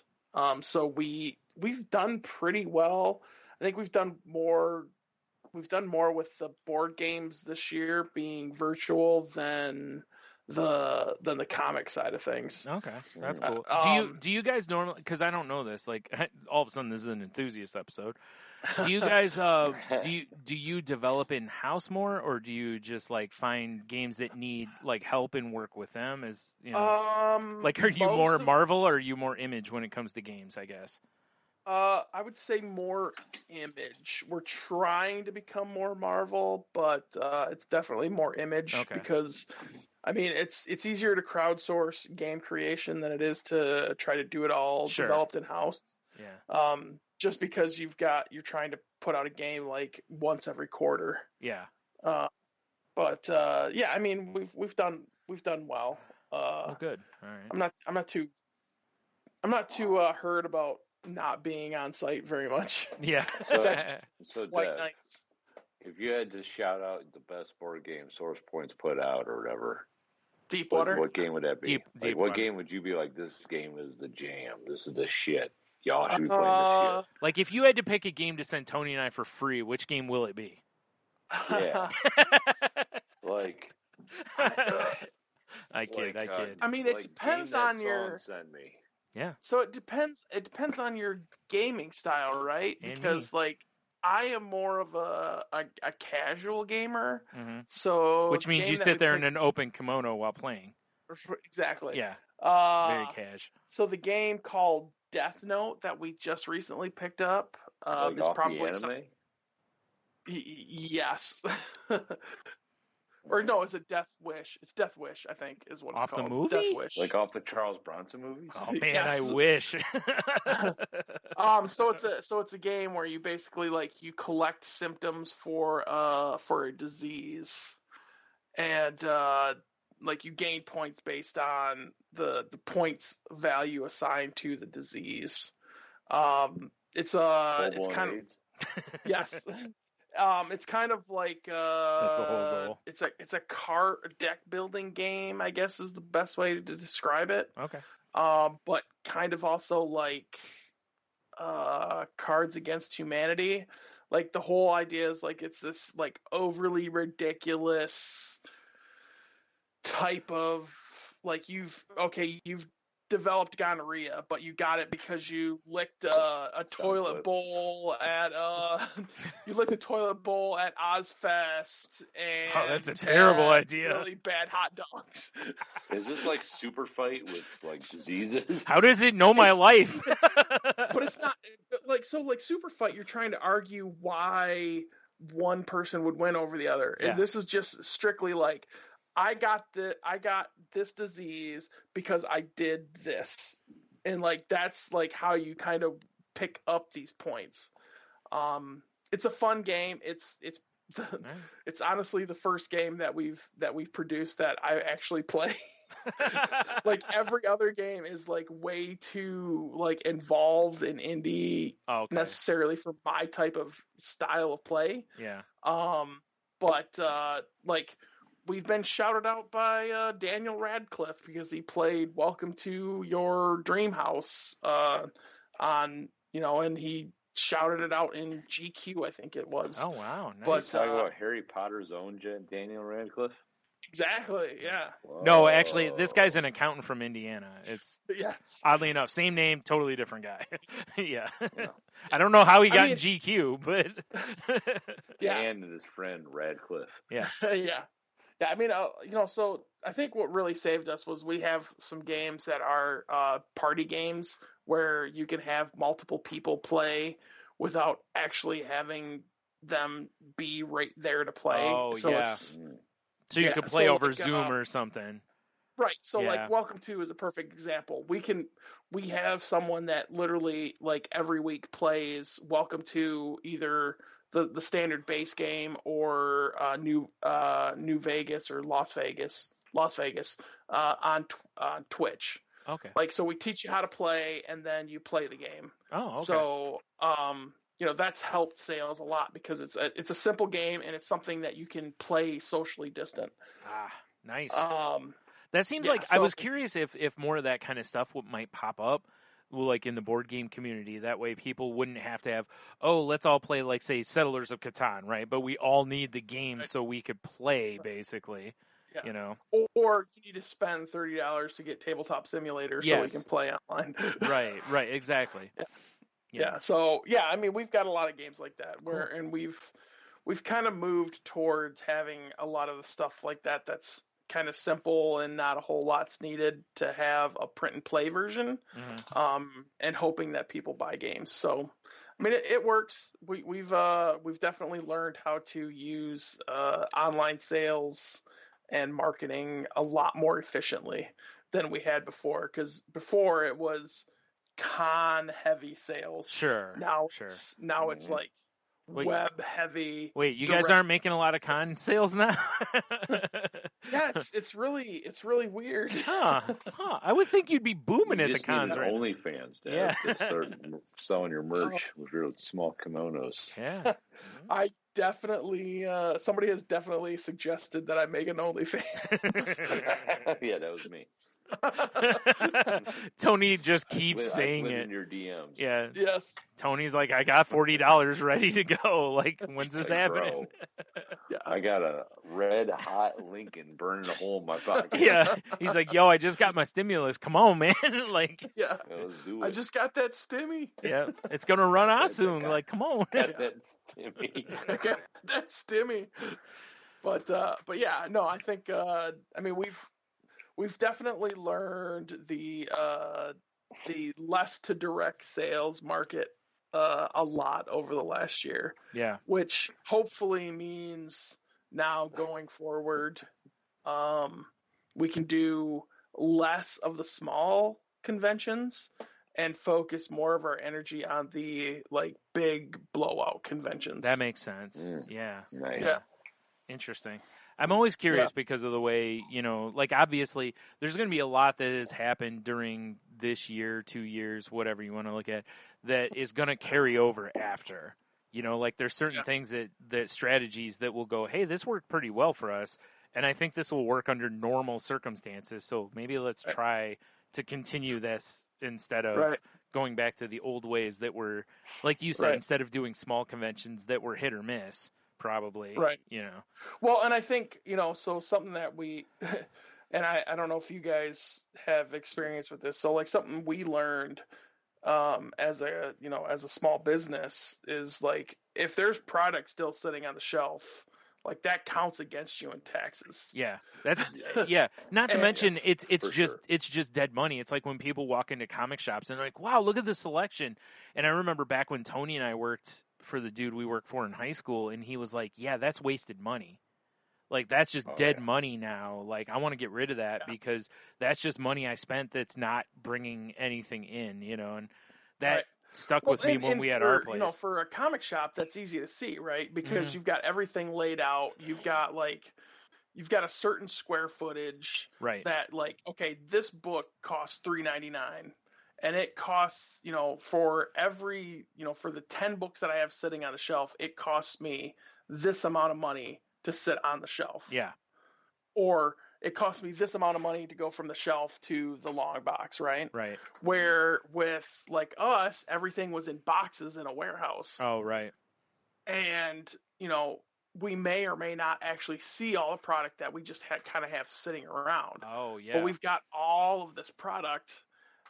So like end of 2019, last year, beginning of like when the pandemic started this year, last year, I guess. Yeah, now it's last year because it's 2021 now. Right. But that's like crazy, during the pandemic, we're like, we've got all this product sitting around. What are we gonna do? Well, we're just gonna like unload it all because it's just cost us money because it's just sitting here. Yeah, and like you said, at the end of the year, Blue light special. Yep. Right. Yeah, that's right. Yep. Right. We need to basically sell this for minimal, very, very minimal profit. Right. Yeah. That's what we did occasionally when we had our shop, which was every so often we were pretty much like, okay, it's time for that deep discount back issue sale. Oh, yeah. Because it's like we literally. I'm stuck in a washing machine discount. Dude, I shit you not, Dev. We had a help. What was it, Tony? Do you remember? Help us keep the lights on. Help keep the lights on sale. Yep. And we deep discount on them back issues, The strategy now is like, it's like, okay, we've got this product sitting here, which means come tax time, come December 31st, if it's still sitting here, depending on what we have here, that's going to count against us in taxes, right? Because that's potential revenue. So just fire sale everything. Right. Yes. Yep. The old fire sale. Yep. So luckily, I mean, this year it seems we did well enough that we didn't need to do the fire sale. Yeah. But we're also turning product over a lot quicker.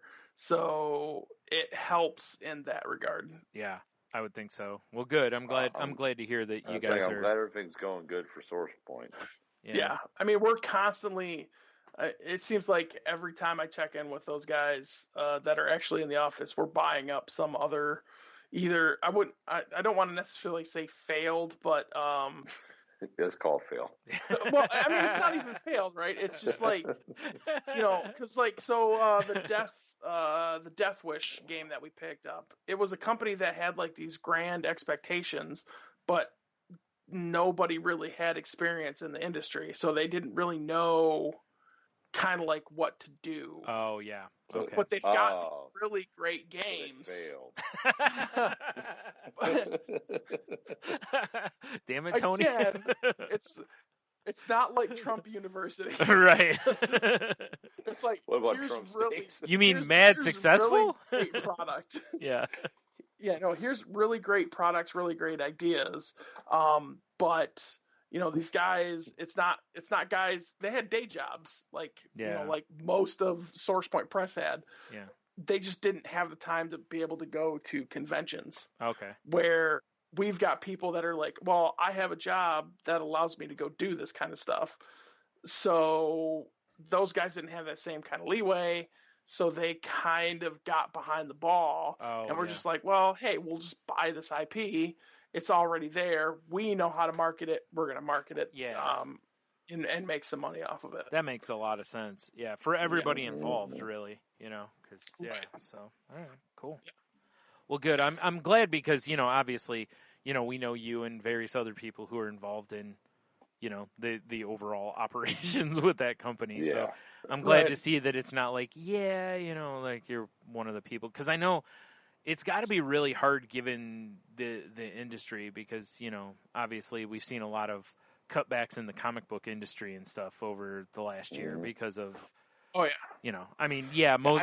of them are DC. Away, like at peak pandemic, we gave away packages to a bunch of comic shops that were like Tony's headphones died. Yeah, I think so. We gave away like $500 worth of product to comic shops for free. Yeah. Just because it's like, hey, you guys buy our product. We want to make sure you guys survive this pandemic. Here's $500 of product for free. Yeah. You can sell it for whatever price just to kind of keep the lights on. That's awesome because keep the lights on. Well, literally, yeah. Well, and in that industry, I mean, Tony and I know this firsthand, and I'm sure you probably do too, because you obviously know comic book shop owner. But the margins are not big, so it doesn't take a lot to put you in a bad place in that situation. Right. So yeah, that's really awesome that you guys did that to help out. Yeah. Yeah, I mean, it's interesting to definitely see like all the different Facebook groups that have popped up where it's like, oh, here's the comic book sales channel where these guys have organized a way for comic shops to do live auctions. Yeah. And stuff like that. And like Steve, the comic shop that I go to. Fuck Steve. Fuck Steve. Fuck Steve. Yeah. actually, what's interesting about Steve, he's actually, since the pandemic began, he's made enough money to expand his store. That's wild. Well, good. Yeah. Good. I'm glad. Yeah. Yeah. But I'm happy for him, but fuck him. But fuck him, yeah. He was able to, him and his lady friend were able to actually like kind of embrace the online sales. Mm-hmm. So like new comic Tuesday/Wednesday, depending on when they got the books. So Tuesday night they would be like, here's the books coming in for tomorrow. Tell us what you want, and here's the pay. We'll send you a PayPal bill, and we'll deliver it to your car. Yeah. Here's all this like really rare. We're gonna do an auction. It's a $25 buy-in to buy a ticket, an entry for whatever rare series. So like I bought an entry to be able to win the Web of Spider-Man for like $25. Right. This sounds like a whole bunch of fuck Steve to me.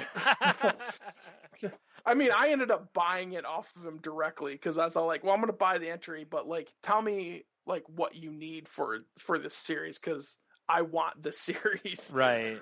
Yeah. But so stuff like that, they really quickly embrace the online sales aspect. So I've seen a few doing that. Like I'm part of a couple. I'm glad for them, but still fuck them. Right. Yeah. I'm part of a couple of groups that do that kind of stuff where they like auction stuff off to where like everybody pays like you can pay like $1, for like a $20 book and there'll be like 20 slots. Yep. And I've seen a lot of stores in the groups, which is cool because they'll have games or magic cards or comic books available, and you can jump in at a really cheap attempt. Yep. I won. Was it last year? I won a like a $500 card, and I bought one sniper spot at $5. Yep. And I won it. So it was like it's cool that you can just go, I'll try $5, whatever. If I get it, cool. If I don't, oh well, and. So I've seen a lot of that going on too, which is good because that's helped the store sell new release games and comics and different stuff. So yeah, I've been a big fan of like, again, it's that how can we adapt? And then going forward, it's like, well, this is actually a pretty good system because a lot of people love the fact that they have a chance at like, a Nintendo Switch for $5, Right. and it's completely legit, How about PS4? Whatever. 5. Yeah. I entered a few. I tried a few on PS5s, but I didn't win any. But you same son of a bitch. I know. I know. Same idea though, and it's cool because those groups are nice that they can kind of be wins for everybody involved. So yeah, I definitely think. I think we should wrap this up because I can hear Tony going full. Yeah, I'm dying. I was just gonna say Tony's going to sleep. For long. I was about to say, boys, you guys can keep chatting. I'm about ready to dip. Yeah. All right. Well, this has been long enough. Looking at my Skype counter, we're closing in the 4-hour mark. Yeah, the recorded part has been about 3.5 hours. So I don't know what we're going to do with that unless we release it as 2. Whatever you want to do, you got the files there, Stuart. We'll figure it out. Yeah. So all right. Well, I wasn't on the last one, so I don't know what's the closing stuff. We don't really have it. We just did plugs. That's about it. Okay. You should just add me as a regular member of Salty Language, and they wouldn't go 4 hours. I mean, accurate. He's got a point, Tony. He does have a point. All right. Well, there you go. If you want to find our normal show, Salty Language, can be found at saltylanguage.com or at salty_language on Twitter. You can find me at Stunami. My other podcast. Other podcast is the Crazy podcast. Life or at the Crazy Life Pod on Twitter if you want to find out when new episodes go up. That one's about mental health and just wellness in general. So that's it for me, I guess. Yeah. The Monotony on Instagram or Salty Language on TikTok is my newest jam. Yeah, all his dance moves. And it's ridiculous. Fuck yeah, all my dance moves. At Podman Big Dev on most things. Shotofhistory.com if you want to listen to my other nonsense podcast where we drink for 30 minutes which is usually once a month, and we record 5 to 6 episodes and get super drunk by. Don't break the wall down, Dev. Yeah, man, I thought you guys recorded live every week. Yeah. Anybody that has listened long enough will notice, like, totally, they recorded this one at the very last time. Yeah, you can always tell if you listen to hammered here. Yeah, if you can listen to a few at a time, you can certainly go, this is an early one versus this is a later one. Oh, yeah. Definitely. Especially if Tony's involved. Shot of History, 30 to 45-minute episode podcast. We try to talk about the kind of slightly crazy off-center history stuff. Mm-hmm. But I think our next recording session will probably be dominated by recent history. Oh, I'm sure. There's nothing that's been going on, so I don't even know what you could be talking about. So, because the world is 100% normal. Yeah, everything's fine. Everything's fine. Yeah. Everything is awesome. Yeah. Exactly. Right. But yeah, that's where you can find me. All right. Well, yeah, I guess that's it then, right? That's a show. We don't have a fun closing line. Nope. I guess have a whiskey, you'll be fine. I don't know. I got nothing. We got to come up with something. I mean, I feel weird not having, some sort of closing line. I mean, don't get your whiskey dicks on. I don't know. Here's to you. Here's to me. If you don't drink to me, fuck you. Here's to me. That's the move. That's actually the move. That's what we should do. Is just start bringing up like great like toasts, like whiskey toast. Yeah, and just end the show with one of those. So yeah. All right. Fair enough. Well. There you go. Like was it to my wives or to our wives and to our girlfriends that made it never meet each other or something like that? I think that's an old school toast. Yeah. There's a ton of them out there, so I think that's the move. There's a ton of them out there. I think that's the move going forward is we just come up with a good toast and finish with that. So, all right, that sounds like a plan. All right, we're slowly figuring out the format of this bullshit. So we've had some whiskey, we've had some talks, and I don't know. Go fuck yourselves. I got nothing. So San Dimas High School football rules. Woo!